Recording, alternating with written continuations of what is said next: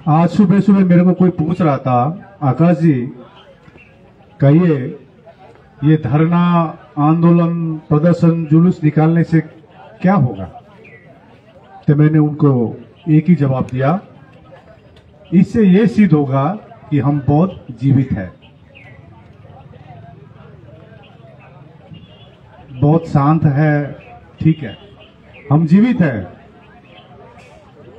क्योंकि जो आंदोलन अभी की नहीं है, 134 साल हो गया है, इसमें परमानेंट एक सॉल्यूशन हम लोग मांग रहे हैं, परमानेंट। और तो परमानेंट सॉल्यूशन वही है कि बीटी एक्ट जो 1950 से पुराना जो कानून है, वैसे भी आर्टिकल 13 क्लियरली लिखता है कोई भी कानून 26 जनवरी 1950 के कानून शून्य होती है, लेकिन ये अभी भी चली आ रही है, अन्यपूर्ण। उस समय में बनी, उस परिस्थिति में बनी होगी ये, और क्या षड्यंत्र से बनाया होगा, लेकिन अभी की परिस्थिति में ये बहुत असंवैधानिक है, अन्यायपूर्ण कानून है। इस कानून को पूरी निरस्त किया जाए और बौद्धों की तीर्थ स्थल में महाबोधि महाविहार में कमेटी में संपूर्ण बौद्ध हो, यही हमारी मांग है। पूर्व मुख्यमंत्री जीतनराम मांझी कह रहे हैं, जो इस आंदोलन का सपोर्ट करते थे, कि ये आपकी मांग अनुचित है, आपको अनुचित बोल रहे हैं वो। देखिए, वो राजनीतिक एक हस्ती है, और राजनीतिक हस्ती का बयान क्या होता है आपको मालूम है, मैं बोलना नहीं पड़ता है, तो कब पलट जाते हैं पता नहीं चलता है। उससे पूर्व उनका कई वीडियो भी हमारे पास है, जब महाबोधि महाविहार को समर्थन कर रहे थे। तो राजनीतिक लोग हैं, उनकी अपनी व्यक्तिगत सोच है, उनकी अभी कोई कंपल्सन में होती है ना। जीतनराम मांझी कह रहे हैं कि बुद्ध सबको एक साथ लेके चलते थे, आप लोग बांट रहे हैं। नहीं, हम यही चाह रहे हैं, जो जीतनराम मांझी जो बोल रहे हैं वही करे। हम भी तो बौद्ध भी तो यही बोल रहे हैं ना। आप राम मंदिर जो अयोध्या में, वहां पर बौद्ध को, हमारे मॉन्क्स को रख दीजिए वहां पर कमेटी में, विष्णुपद मंदिर में रख दीजिए। एक भी विष्णुपद मंदिर दिखाइए जहां पर भगवान बुद्ध की मूर्ति हो, एक भी दिखाइए। आप जो बोल रहे वही सही है, इतिहास गलत नहीं बोलते, सत्य छिपती नहीं है। देखिए, आपको आपका विचार, वो व्यक्तिगत विचार हो सकती है, वैसे भी मैं राजनीतिक लोगों को विश्वास नहीं करता हूँ। हमने खाली एक ही पाया है, सतीश कुमार दास शुरू से जब आंदोलन शुरू की थे, राजनीति से उठ के काम करता है, और ये जो भी बयानबाजी दे रही है, समय बहुत बलवान होती है, आपको मालूम है, समय पर, और जनता बहुत बड़ा बलवान होता है, जनता, समय और जनता। विष्णु के 9वें अवतार है तथागत बुद्ध, तो रख दीजिए ना आप। आपको पाप लगेगा? विष्णुपद मंदिर में रखिए ना, हम बोल रहे हैं तो एक भी दिखाइए ना आप पूरे भारत में, जहां पर भगवान बुद्ध की मूर्ति रखा हुआ है, भगवान बुद्ध के नाम पर कुछ रखा हो, जहां पर बुद्धिस्ट वहां पर कमेटी में हो। अरे भाई, आप पत्रकार हैं कि कोई अलग से आए हुए हैं? देखिए, हम लोग पाप और पुण्य में विश्वास नहीं करते हैं। अगला जन्म पाप, देखिए, एक चीज है, भगवान बुद्ध ने सीधा बोला है, बुद्धं शरणं गच्छामि, अपनी ज्ञान की प्रयोग करो। स्वर्ग भी यही है, नरक भी यही है। वो जो अगला जन्म और पूर्व जन्म का जो बात करते हैं, वो काल्पनिक बातें हम लोग बुद्ध नहीं मानते हैं, और वो डर दिखा कर 1000 सालों से हमारे बहुजन समाज को बरगा लाने की कोशिश कर रहे हैं, ये समझ रहा है, यही है।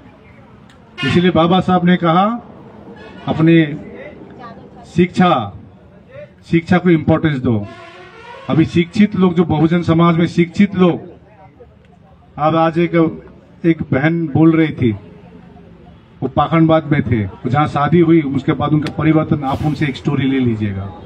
तो जो भी हो, हम पाप और पुण्य में विश्वास नहीं करते हैं, और हमारी जो मांग है ये, मैं आपको और एक जानकारी दे दूं, 10 तारीख को सुप्रीम कोर्ट में मेरे नाम पर ऑल इंडिया बुद्धिस्ट फोरम, आकाश लामा, हम लोग ने एक रिट पिटीशन फाइल की है, एक एफिडेविट दी है।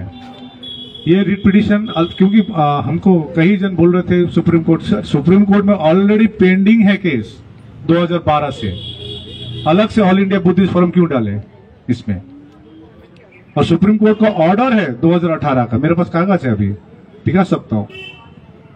It is a legislative matter, it is not a judiciary matter. तो हमने जो एफिडेविट दी है, अभी जो रिट पिटीशन फाइल की है, वो 2012 से जो बनते सुरेश देसाई ने जो रिट पिटीशन फाइल की है, 13 साल हुआ, अभी एक भी हियरिंग नहीं हुआ है।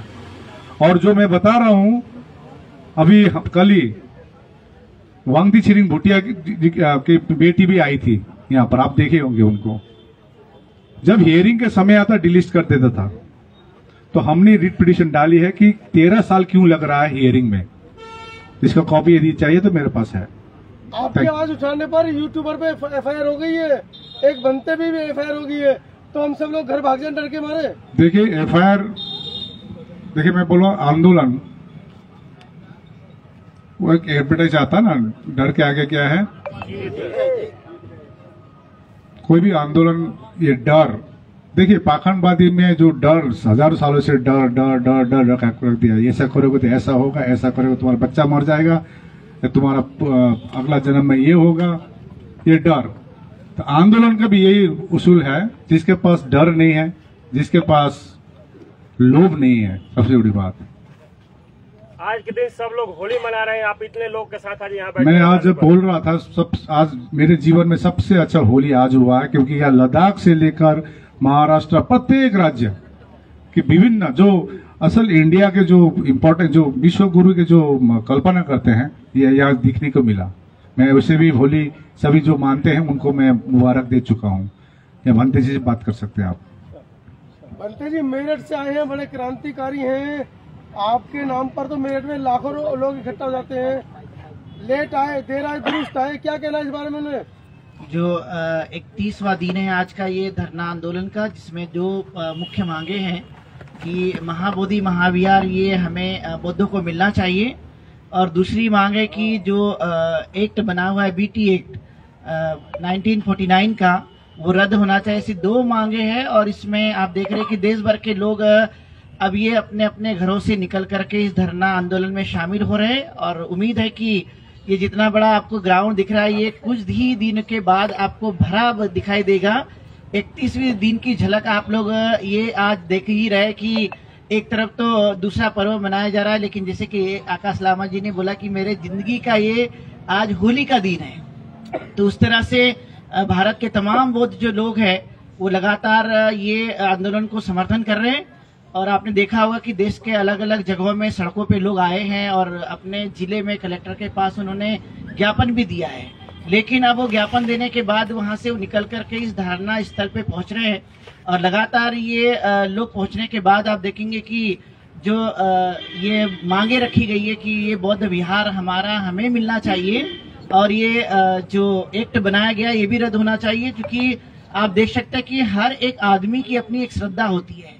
भारत का संविधान हमें ये अधिकार देता है कि अपने अपने धर्मों को मानने की उनकी स्वतंत्रता है, लेकिन हमारे ही विहार में ये ऐसा क्यों होते हुए देखने के लिए मिल रहा है। तो ये बहुत बुनियादी मांग है, और ये बुनियादी मांग मुझे लगता है कि आने वाले समय में कामयाबी की तरफ जाने वाली है। एक बड़ा सवाल खड़ा हो रहा है भंते जी, 12 अक्टूबर 12 मई बुद्ध पूर्णिमा पर एक कॉल कर दी गई है आज यहाँ बुद्ध फोरम की तरफ से, तो क्या जितने बुद्ध विहार में 12 या बुद्ध पूर्णिमा मनाई जाती है, क्या आप अपील करेंगे कि वो बुद्ध पूर्णिमा वहाँ पर ना मनाकर यहाँ पर मनाएं? जरूर। मैं अभी 1-1.5 घंटे पहले एक विहार से मिलकर आया, अभी मैं एक भंते जी से, उन्होंने भी यही बात डिस्कशन में की कि हम सब लोग यहाँ के जो लोकल बुद्ध विहार के लोग हैं, वो भी हम लोग जो 12 मई का बुद्ध पूर्णिमा का दिन होगा, हम लोग इस बार यहाँ मनाना चाहते हैं, और वो लोग भी सोशल मीडिया के माध्यम से जगह जगह प्रचार करते हुए नजर आ रहे हैं। ये आपको जो है भारत के अंदर में इस बार सबसे बड़ी बौद्ध पूर्णिमा जो दुनिया में आपको देखने के लिए मिलती है, लेकिन इस बार 2025 की जो बौद्ध पूर्णिमा है 12 मई का दिन होगा, वो सिर्फ और सिर्फ बोध गया में ही आप लोगों को मनाते हुए सारे बौद्ध नजर आएंगे।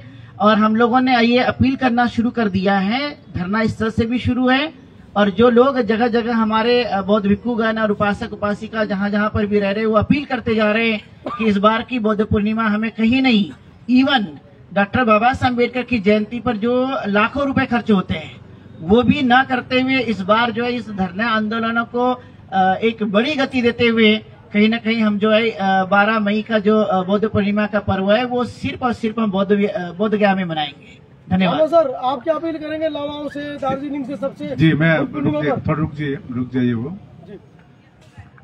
मैं बोलता हूं ना, अपने हक और अधिकार के लिए निमंत्रण नहीं दी जाती है। जिसका जमीर जिंदा है वो खुद ब खुद चले आते हैं। तो मैं और एक चीज बोलना चाह रहा हूं कि मैं जैसे सतीश कुमार दास जी का नाम लिया था, चंद्रशेखर आजाद, उनका भी नाम लेना चाहता हूं मैं। और लद्दाख से आए हैं लामा, उनके पूरे लगभग 65-66 लामा के ग्रुप आए हैं, इनसे भी आप प्रश्न पूछ सकते हैं। मंत्री बंदामी, मेरा नाम जी गाँव जी। मंत्री जी, इस बार बुद्ध पूर्णिमा उधर मनेगी या इधर?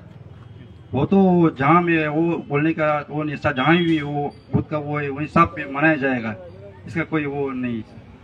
क्या कहना इस पूरे मामले पर? मैं इधर में मेन आने का मेन मकसद जो है क्यों आया, ये आप लोगों का प्रश्न है ना जी। तो अभी हमारा महाबोधि टेम्पल में अभी कुछ दिन पहले एक वीडियो वायरल हुआ था, आप लोगों को स्पष्ट रूप से पता होगा, है ना।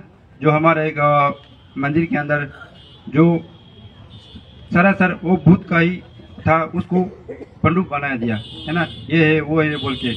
अभी वहाँ 5 पांडुप ऐसे ऐसे बोला गया, तो हम उधर में पूजा करके 5 रूप से उसे देखा दिखाया, तो ऐसा कुछ भी नहीं है ना। ऐसा चलता रहेगा तो एक दिन हमको भी पंडुप बनाने का ऐसा समय भी आ जाएगा। तो हमारा मेन बोलने का मकसद जो है, जब हम लोग एक बुद्धिस्ट है तो बुद्धिस्ट का जो भी है अधिकार बुद्धिस्ट को देना चाहिए। बस हम उसी के आंदोलन में दिल्ली में आया हुआ है, ऐसा कुछ नहीं हुआ। Thank you.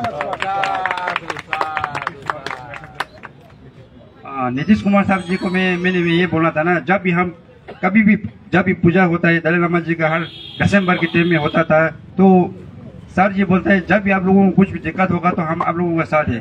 जब हम लोगों आज कुछ करने का समय आया, आप मौन क्यों हैं, ये आपसे पूछना था। बस मेन बात ये है, आप जब प्लीज जल्दी से जल्दी इसके ऊपर कुछ कार्रवाई कीजिए, है ना, बस यही पूछना है सबसे। मंत्री जी, बुद्ध पूर्णिमा कहाँ मनेगी? पूरे देश के बौद्धों का सवाल है। हम तो बुद्ध गया में महाबोधि विहार में 1994 से माने 93 से अभी 2019 तक के मैं यहीं पर था। बुद्ध जयंती का आयोजन कालचक्र मैदान में करते थे। बीच में केवल 3-3.5 साल थाईलैंड में रहा। अब ये बहुत जम के बुद्ध जयंती जो है बुद्ध गया में ही होगी। पूरे देश वालों से पूरे देश ही नहीं, दुनिया के बौद्धों से आह्वान कर रहे हैं। पंडित जी, जैसे अभी पूरी दुनिया की बात आपने बताए, तो आप इसमें भी हैं कि पूरी दुनिया यानी जिस तरह से अखंड भारत की बात कर रहे हैं, अखंड भारत की बात वर्तमान में जो सरकार है वो भी कर रही है। अंतर क्या देख पा रहे हैं? अभी ऐसे है कि कम्युनिकेशन जो है हमारा देश विदेशों के लोगों को सच्चाई मालूम नहीं है, क्योंकि हमारे देश का जो मेन मीडिया है अभी भी देख रहे हैं कि मीडिया में हमारी बातें नहीं आई। जो सोशल मीडिया है इसी के माध्यम से लोगों को मालूम हो रहा है। तो सरकार ने अपने जिस प्रकार से सच्चाई को दबा के रखा है, उस सच्चाई को दबाए बहुत ज्यादा दिन छुप के नहीं रहेगा। अब लोग जान रहे हैं, समझ रहे हैं। हम लोगों को वहां से जो गोलंबर से उखाड़ने की मेन वजह जो है, हम वहां बैठे थे तो देश दुनिया के लोग आ रहे थे, देख रहे थे, मिल रहे थे, बैठ रहे थे, बातचीत कर रहे थे। तो जो बोधगया टेम्पल कमेटी है उसके जो प्रमुख जिलाधिकारी गया है, इन लोगों को लगा, बिहार सरकार को लगा कि ये तो यहाँ बैठ करके तो सारी बात दुनिया में फैला रहे हैं कि दुनिया के बौद्धों पर अत्याचार है। और दुनिया के बौद्धों पर अत्याचार नहीं है, ये बोधगया टेम्पल एक्ट 1949 मुसलमानों के साथ अत्याचार कर रही है, ईसाइयों के साथ अत्याचार कर रही है, सिखों के साथ अत्याचार कर रही है, लिंगायत और जैनों के साथ अत्याचार कर रही है। क्योंकि बोधगया का जो महाबोधि विहार है, यहाँ का जो जिलाधिकारी है वो लोगों को नहीं बनाया जाएगा, ये अत्याचार नहीं तो क्या है। माने जिलाधिकारी माने गया का प्रमुख जो है मुस्लिम नहीं बन सकता, लिंगायत नहीं बन सकता, ईसाई नहीं बन सकता, सिख नहीं बन सकता। तो ये हमारे भारत के संविधान में जो हमें 25 से लगाकर 30 तक के जो आर्टिकल दिए धार्मिक स्वतंत्रता का अधिकार, ये तो इसकी हत्या हो रही है। तो ये संविधान लागू कहाँ है? जो संविधान ही लागू है, केवल दिखावे के लिए लोग बात करते हैं कि संविधान, भारत का संविधान। तो हम लोग जो बैठे हुए हैं, ये भारत का संविधान लागू कराने की भी बात है, धार्मिक अल्पसंख्यक लोगों के हक और अधिकारों की जो हकमारी हो रही है उसको उठाने के लिए बैठे हुए हैं। तो हमारे जो शीर्ष नेता हैं वो जब जाते हैं फॉरेन कंट्री, विदेश जब जाते हैं, वहाँ बुद्ध की धरती की बात करते हैं, तो फिर यहाँ बुद्ध को क्यों नहीं सम्मान? वो शीर्ष नेता जितने भी हैं वो झूठे और मक्कार हैं। वो हाथी के दांत की तरह से दिखावे के दांत दूसरे और खाने के दांत दूसरे हैं। तो इसलिए जो है सही बात अब आप सोशल मीडिया के माध्यम से जनता में जा रही है और जनता यहाँ आ रही है, तमाम राज्यों से आ रही है, सच जानने के लिए आ रही है कि दुनिया के बौद्धों का दान जाता कहाँ है। 31 दिन हो गया आंदोलन के। अब आगे की क्या रणनीति है? मतलब लगातार आप लोग बैठ रहे हैं। देखिए, हम लोग जब तक बीटी एक्ट 1949 निरस्त नहीं होते हम लोग धरने में बैठे रहेंगे, ये क्लियर है। और बौद्ध ही कमेटी में रहे। और मैं एक अभी सोच रहा था इस 31 दिन में मैं खुश हो रहा हूँ क्योंकि आप कैमरा उल्टा घुमाइए, पूरा रिपोर्टर है। ये भी सफलता है धरने की, क्योंकि पहले तो खाली मंटू जी ये समता विचार मंच दिखता था प्रेस कॉन्फ्रेंस में। अभी तो देखिए ऐसा भर गया है प्रेस का, हमको लगा आप सब सही दिशा में जा रहा है आंदोलन। थैंक यू सबको, धन्यवाद। पंते जी, आपके ऊपर एफआईआर दर्ज होगी है, क्या कहना है इस मामले में? मैं बता देता हूँ, सुनिए। अब मैं और डिक्लेयर करना चाह रहा हूँ, यहाँ पर किसी को भी एफआईआर होती है तो ऑल इंडिया बुद्धिस्ट फोरम इसकी पूरी जिम्मेदारी लेगी। नहीं, आपने तो कह दिया कि अगर आपके अलावा आपकी जो टीम है उसके अलावा कोई दूसरा व्यक्ति नहीं, उसमें लिस्ट में है तो आप जिम्मेदार नहीं है। देखिए वो लिस्ट में है, आपके यहाँ बयान दिया है तो जिम्मेदार तो ये है। नहीं, उसमें उन्होंने ऑलरेडी हमसे बात हो गया है। हम लोग बात रखने दीजिए। ठीक है पंडित जी, आप थाने गए, क्या क्या मामला हुआ? दिल्ली की टीम जानना चाह रही है। आप सभी पत्रकार बंधुओं को जिस प्रकार विदित जानकारी है कि 4 मार्च को मेरे ऊपर और धाकड़ टीवी के ऊपर मुकदमा दर्ज किया गया, और मुकदमा किन किन धाराओं में हुआ मैं वो भी बता रहा हूं। वो धारा लगाई गई कि जो अपराध हमने किए भी नहीं है। धारा लगाई गई है 67, जिसमें ये जिक्र किया गया कि आपने इलेक्ट्रॉनिक यंत्रों का दुरुपयोग करके वहां की कुछ प्राइवेसी चीजों की पिक्चर ली है और फिर उनको वायरल किया है। दूसरी धारा लगाई गई है 196, तीसरी धारा लगाई 298। तो ये वो धारा है जिसमें ये जिक्र होता है कि आपने धार्मिक भावना को किसी की ठेस पहुंचाई है, धार्मिक उन्माद फैलाया है। तो हम ये पूछना चाहते हैं कि वहां महाबोधि महाविहार में किसकी धार्मिक भावना आहत हुई है? कौन सा धार्मिक उन्माद फैला है? उल्टा हम लोग का हो रहा है। धार्मिक भावना तो हमारी आहत हो रही है, क्योंकि महाबोधि महाविहार पे पंडित पुरोहित वहां पे पिंडदान कर रहे, तो किसकी भावना आहत हो रही है? किसकी संस्कृति आहत हो रही? हमारी हो रही है। तो हम पे झूठा आरोप लगाया गया, ये बेबुनियादी आरोप लगाया गया। और ये आरोप भी किसने लगाया? ये प्रशासन ने लगाया। जमानत हो गई है? अभी जमानत क्या हुई नहीं, हमने अपील कर रखी है, आज छुट्टी हो गई है। एफआईआर किसकी तरफ से हुई है? एफआईआर वही तो बता रहे कि एफआईआर भी केवल प्रशासन ने करी, सीओ ने अपनी तरफ से। आप सोचिए, सीओ पार्टी बनी है तो कितने प्रेशर में है सरकार और प्रशासन, कि वहां पंडित पुरोहितों के इतने प्रेशर में है कि वो एफआईआर खुद ही लिख रहे हैं। सीओ खुद ही एफआईआर लिख रहा है, या तो लोग जनता जाके उनसे एफआईआर लिखवाते हैं अपनी, वो खुद पीड़ित बन गए। अब उनसे सीओ से पूछा जाएगा कि तुम पीड़ित हो गए हो, तुमने एफआईआर दर्ज करी है अपने नाम से, तो तुम पीड़ित हुए। आपके ऊपर आरोप है कि आपने बुद्धिस्ट फोरम से अलग जाके बयान दिया है, इसलिए इसकी जिम्मेदारी आपकी अपनी है। नहीं, बुद्धिस्ट फोरम के साथ हम सब लोग हैं, अलग कोई बयान नहीं। ये धरना प्रदर्शन पूरे देश के सभी संगठनों को मिलकर चल रहा है। भंते जी, कहीं ऐसा तो नहीं ना कि जानता ना करके प्रशासन ही महाबोधि महाविहार मुक्त नहीं होने दे रही है? देखिए, इसे पूरा रोड़ा जो अटका रही है प्रशासन अटका रही है। हाँ। प्रशासन ही नहीं चाहती है, पर हमें प्रशासन को ये सिखाना है कि सरकारें भी बदलेगी, प्रशासन भी बदलेगा, पर अधिकारी भी बदलेगा, जिस दिन ये पूरा बौद्ध समाज, पूरा बहुजन समाज एकजुट होकर बौद्ध गया आ जाएगा।